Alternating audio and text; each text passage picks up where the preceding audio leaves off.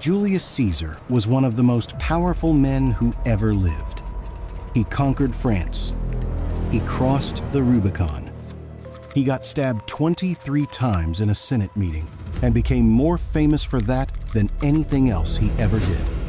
He also personally stored a large reserve of contraceptive plants in the Roman treasury as a financial asset. Not gold, not silver, contraceptives. And when he needed emergency cash to fund his civil war in 49 BC, the first thing he raided was the plant stockpile. Because in Rome, contraception wasn't fringe, wasn't underground, wasn't whispered about in dark corners.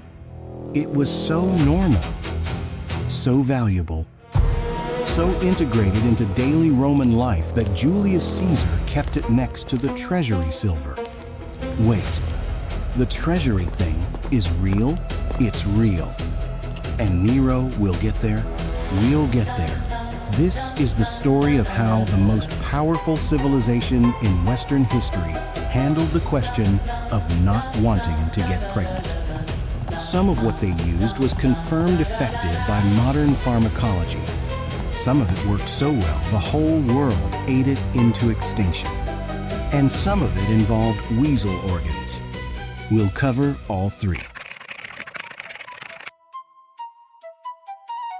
Speed running through the social context because we have serious pharmacology to get to, and I assume we both have things to do today. Rome's official position on reproduction. More babies. Always more babies. The empire ran on soldiers, citizens, and tax revenue.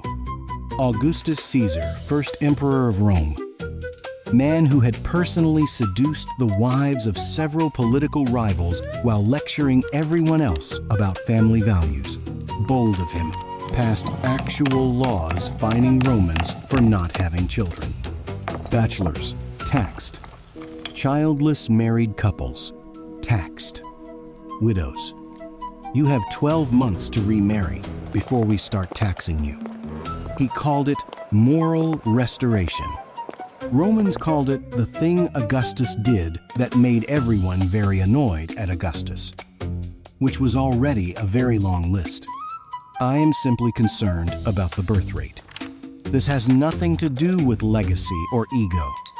I am a selfless public servant. Augustus. Definitely. So the official position was reproduce. Patriotically. For home. Speed running through the groups who had different plans. Slave women. No reproductive autonomy. Any child they had was the legal property of the owner. Methods obtained covertly. Under conditions more dangerous and more limited than anything available to free women. Sex workers. Legally registered. Taxed. Licensed. Operating out of establishments that appeared on official city maps. Because Romans were nothing if not organized about their vices. Pregnancy was a business closure. Their practical knowledge was almost certainly more refined than anything written down. Because it was tested constantly and passed directly between women. Their clinical trial was called life. Free married women who had 3 children already, or survived 2 dangerous labors and weren't interested in a third, or whose husbands had just died and left them running an estate. They also had reasons. Contraception was not underground.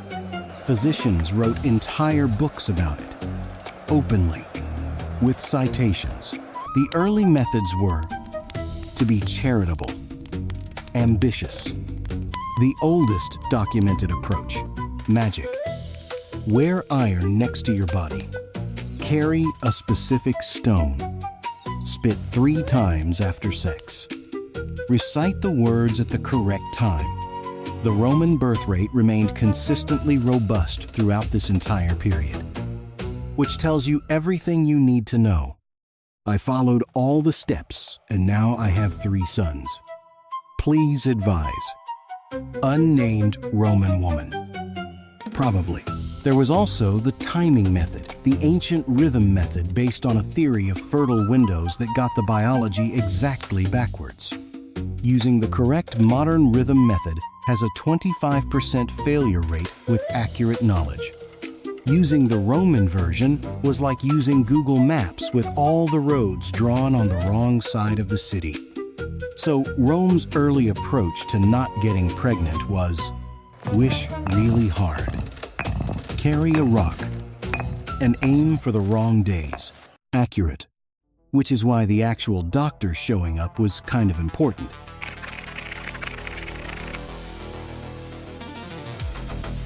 Roman medicine existed in two modes simultaneously, the empirical and the completely unhinged.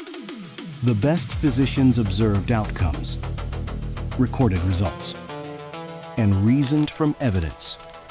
A scientific impulse, even when the conclusions occasionally included also sneeze. The worst Roman physicians copied each other's mistakes, added new ones for variety, and occasionally invented symptoms they found interesting. In contraception specifically, Roman medicine actually got some things right. Not because they had a theory of sperm and implantation, they didn't. Not exactly, but because generations of women had noticed what worked, and the knowledge accumulated over centuries. The herbal methods first, wild carrot, Daucus carota, one of the most consistently recommended methods across Greek and Roman medicine. Take the seeds after unprotected sex. The modern name is Queen Anne's lace, and it grows in roadside ditches from Maine to Georgia like it has absolutely no idea what it was once used for. A Taylor Swift album title that is secretly ancient contraception. Noted, continue. In the 1990s, University of North Carolina researchers tested wild carrot seeds against progesterone activity. The seeds contain compounds that bind competitively to progesterone receptors and interfere with implantation. Biological activity. Real. The Romans recommended the right plant without knowing why it worked. The plant worked anyway. Pomegranate rind, taken internally or formed into pessaries, contains phytoestrogens, plant compounds structurally similar to human estrogen. Disrupts normal reproductive cycling. The Egyptians used it. The Romans used it. Neither knew what estrogen was. Both observed the results and kept going. Artemisia, the family, including wormwood and mugwort, appears in contraceptive recipes across multiple ancient cultures, independently, with no contact between them, which means either they all arrived at the same conclusion through separate observation, or there was some kind of ancient group chat that historians haven't located yet. The ancient world's pharmaceutical clinical trial ran for approximately 1,000 years without publishing a single paper. Correct. Peer review was not invented yet. Neither was the IRB. Neither was liability. It was a different time than the barrier methods. Roman physicians recommended pessaries, materials inserted vaginally before sex, to create a physical and chemical barrier. Base ingredient, oil. Active ingredient, cedar resin, alum, pomegranate pulp, or some combination. Cedar resin, documented spermicidal properties. Confirmed by modern analysis. Alum potassium aluminum sulfate dramatically alters vaginal pH in ways hostile to sperm motility. Also confirmed, olive oil alone, mechanical barrier and slight pH shift. Also works. Okay, this is actually impressive. Ancient Rome was doing spermicide. Accidentally. But yes, this is chemistry. Imprecisa, nowhere near modern standards. Empirically derived, without a theory to support it, but actual chemistry. Not wishes, not rocks. Now enter Soranus of Ephesus. Soranus was a Greek physician practicing in Rome around 100 AD. He wrote 4 volumes on women's medicine called Gynecology, the most comprehensive gynecological text to survive from the ancient world. It covers menstruation, childbirth, infant carre, and, at considerable length, contraception. He was doing something genuinely radical for 120 AD. He was distinguishing between contraceptives preventing pregnancy and abortifacients terminating early pregnancy, and arguing explicitly that contraceptives were medically preferable because they were safer for the woman. He ranked his methods by evidence. He criticized the ones with no documented effect. He told his readers in the clearest language available to him, do not use amulets. I am a physician. I have been practicing for 20 years. I have read everything. I am asking you, from the bottom of my professional soul, to put down the iron amulet and use the cedar resin. I am begging you. Soranus. Every single day of his career, he recommended wool pessaries soaked in astringent solutions placed against the cervix. Oil applied before sex. Specific post-sex movements: jumping, crouching, sneezing based on a mechanical theory about preventing semen retention. The sneezing didn't work the way he thought. The oil barrier did. He was the ancient world's first evidence-based gynecologist, and he was practicing in a civilization that also believed the uterus could occasionally wander around the body. Rome contained multitudes. It did, but Soranus wasn't working with the most powerful tool available to him. That tool belonged to a plant from the city of Cyrene, and in the years he was practicing medicine, it was almost gone. The plant was called Silphium. It grew in exactly one place on Earth, the coastal plateau of Cyrenaica, in what is now northeastern Libya. Every attempt to grow it elsewhere failed. The soil, the climate, some specific combination of conditions that existed nowhere else. Silphium required all of it. You couldn't farm it. You could only find it, cut it, and sell it. For 6 centuries, it was one of the most valuable commodities in the Mediterranean world. The coins of Cyrene bore its image. Julius Caesar kept it in the treasury alongside silver. Roman gourmets paid fortunes for its flavor. Physicians across the known world documented its properties. Women used it the sap, the stalk, the root reliably, as a contraceptive. For as long as anyone could remember, weight the heart shape on those coins. Is the heart symbol actually a contraceptive plant seed pod? 6 centuries of pharmaceutical branding. I need a moment. Take your time. By Soranus's era, what reached Rome was almost always fake. The Cyrenian pastoral land had been overgrazed for generations. The wild plant was being cut faster than it could regenerate. Demand from every corner of a vast empire had permanently outpaced supply. The story of how Silphium finally disappeared was recorded by one man. And what it means that he was the one watching is the part of this story I haven't been able to stop thinking about since I first read it. Gaius Plinius Secundus Pliny the Elder was 56 years old when he wrote the passage about Silphium. He had spent 30 years building what would become the Natural History, 37 volumes cataloging everything the Roman world knew about astronomy, geography, medicine, botany, and the natural world. He interviewed hundreds of sources. He read every text he could obtain.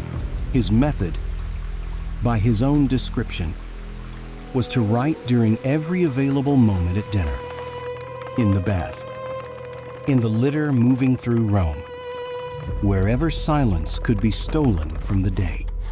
He was, by practice and temperament, a man who believed the purpose of scholarship was to record what existed before it ceased to. He understood, when he reached Silphium, that he was writing about something that was ceasing to exist. The plant had been celebrated for 6 centuries. Cyrene had built its economy on it.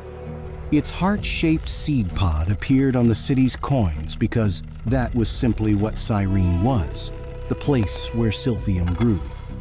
Roman kitchens used it as a flavor unlike anything else in the world. Julius Caesar had stored it in the treasury alongside gold and silver as a financial reserve because it was worth that much. Physicians across the Mediterranean documented its properties.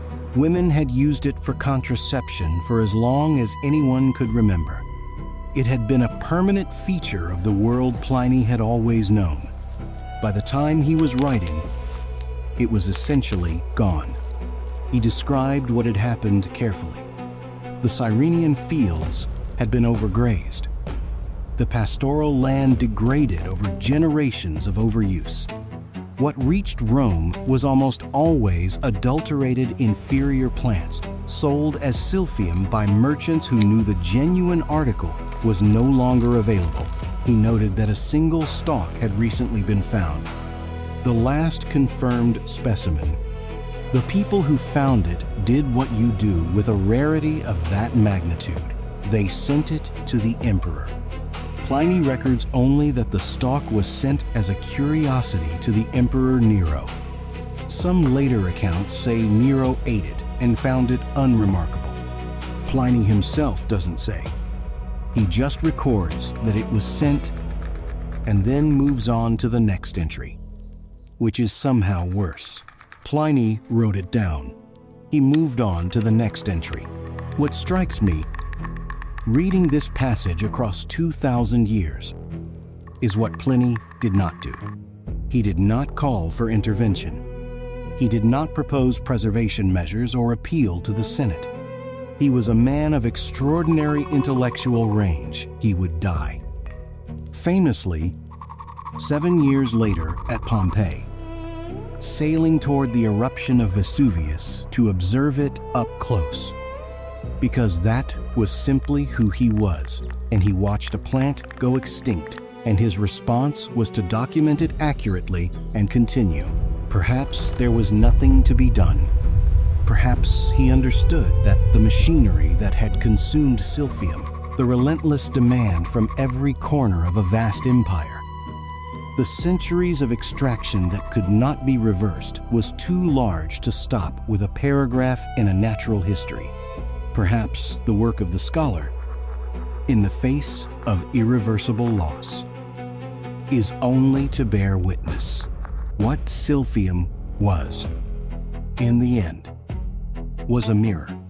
It reflected back everything the Roman world wanted and consumed, and could not stop consuming, right until there was nothing left. The most effective plant-based contraceptive the ancient world ever found was not destroyed by war or plague or policy failure.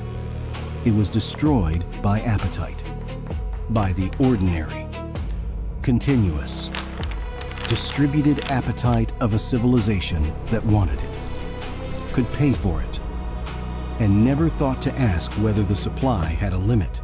Pliny wrote it down. He moved on. The world where Silphium existed ended quietly, between 2 entries in a book that most people have never read. I have been sitting with that Pliny section for about a week. I read his natural history entry on Silphium 11 times, trying to figure out if he understood what he was watching happen. I still don't know. I'm going to take a minute to thank a sponsor who, unlike Silphium, will still be here tomorrow. Unlike Silphium, because it's gone.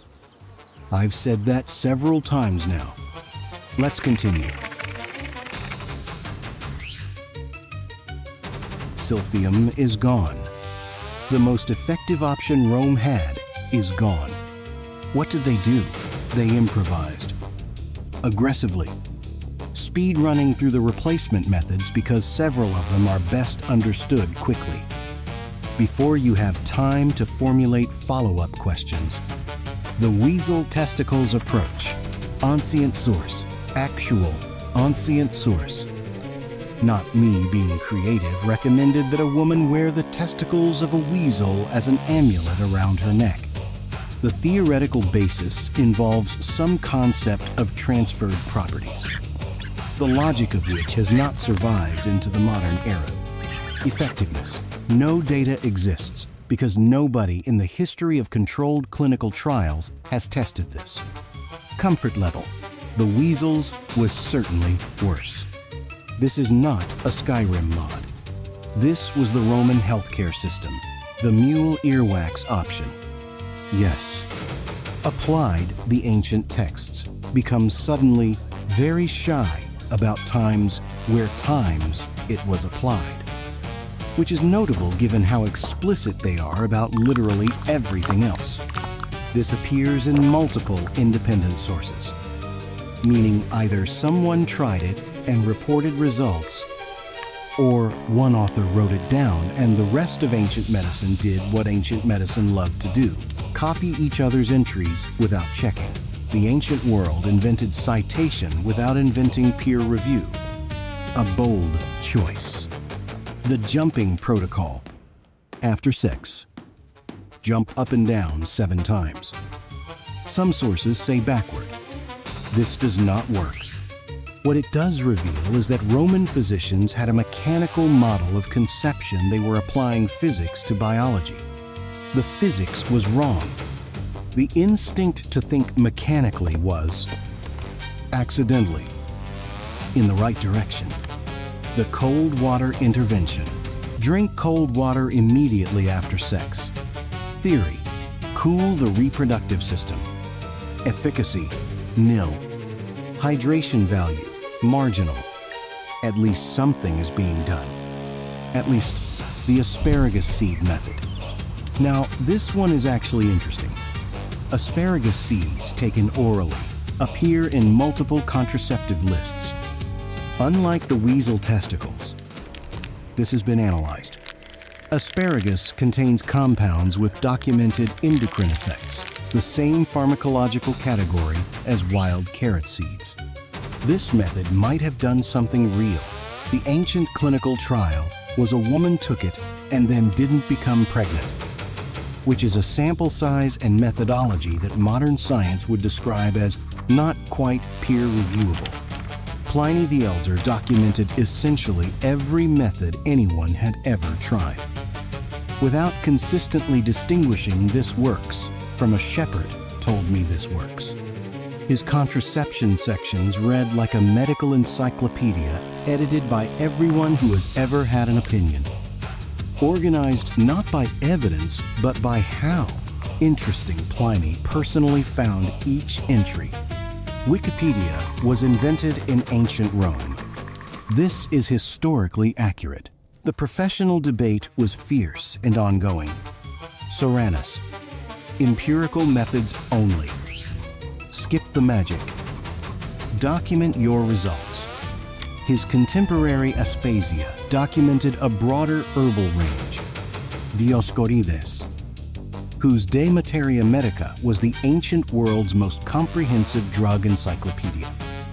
Listed plant after plant with reproductive effects, some confirmed by modern pharmacology. Some still untested. Some probably just vibes. They were all working around the same central problem. The thing that had anchored the entire system was gone. Without Silphium, practitioners sorted through a toolkit that ranged from genuinely spermicidal to mechanically plausible to this involves a weasel with limited ability to tell them apart. The women using these methods didn't have the luxury of waiting for clinical trials. They used what was available, combined methods when they could, passed knowledge between themselves through networks that left no written record. The physicians wrote books. The women had conversations that history did not preserve. That's actually not funny at all. No, it's not.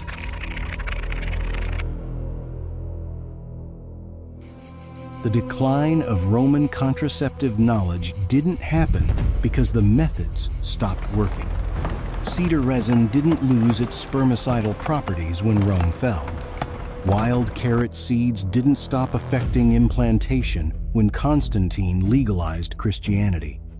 The pharmacology was unchanged. What changed was whether women were allowed to use it. As Christianity spread through the empire and became its official religion, it introduced a theological framework for reproduction that had no real precedent in classical Roman culture. Sex was for procreation. Preventing conception was interference with divine will. And the women who had maintained this medical tradition for centuries were now under the new framework, doing something called sin. Augustine of Hippo, writing in the early 5th century, condemned contraception as gravely sinful sex without the intent to procreate was, in his framing, a fundamental violation of the purpose of marriage. John Chrysostom went further. He called contraception murder before conception. Thomas Aquinas, several centuries later, would rank it as the sin that appears to take next place after homicide. Jerome, Clement of Alexandria, the entire patristic tradition, they all moved in the same direction. The details varied. The conclusion did not. What these women are doing is, let's go with murder adjacent. We're calling it murder adjacent. The early church, broadly, 3rd through 5th century AD, filed under arguments that aged in very specific ways. This is the structural irony buried in this story, and it deserves to be said clearly. The Romans were regularly accused by early Christian writers of moral degeneracy. Their sexual culture, the bathhouse murals, the explicit poetry, the complete lack of embarrassment was cited as evidence of civilizational collapse. But the civilization being called morally degenerate had, in one specific domain, been doing careful empirical work for centuries. Soranus explicitly telling his patients to skip the magic and use the method with documented effects. Generations of women observing that certain plants produced certain outcomes and passing that knowledge forward. A pharmacopoeia that modern researchers are still mining for pharmaceutical leads. The civilization labeled morally degenerate was doing science. The civilization that replaced it, in the name of moral restoration, suppressed that science for 1,000 years. I came into this video to make jokes about Roman contraception methods. I know, I did not expect to end up here. Nobody ever does with Rome. That's the thing about this civilization. You think you're studying the weasel testicles, and then suddenly you're looking at something that tells you something true about how knowledge gets made and how it gets lost and who pays for that loss. And then you're back to the weasel testicles. And then you're back to the weasel testicles. And then you're back to the weasel testicles. Not all of it was suppressed immediately. Knowledge is stubborn. Midwives and herbalists across medieval Europe continued using plants with reproductive effects. Artemisia for bringing on a delayed cycle. Wild carrot for women's complaints. Language carefully chosen to describe practices that everyone understood, but that couldn't be openly named. The plants still grew. The knowledge survived underground. in the spaces between what could be said and what was done. But the systematic tradition Soranus Gynecea, Dioscorides de Materia Medica, the network of physicians building on each other's evidence, broke. The texts were preserved in monastery libraries, copied by monks who didn't always understand what they were preserving. The knowledge became inaccessible to the women who needed it most. John Riddle, a historian at North Carolina State University, spent much of his career arguing that ancient herbal contraceptives actually worked, and that their suppression represents one of the largest losses of practical medical knowledge in Western history. His 1997 book, Eve's Herbs, laid out the pharmacological evidence and argued that medieval demographic data actually reflects the knowledge gap. Fertility patterns measurably change when the methods disappear. The basic pharmacological point is hard to argue with. Some of the plants the Romans used have real biological effects. Some of the mechanisms Soranus described are real mechanisms. The women of ancient Rome were not imagining things. They were doing chemistry, without knowing it was chemistry. And then history decided they shouldn't be doing it at all.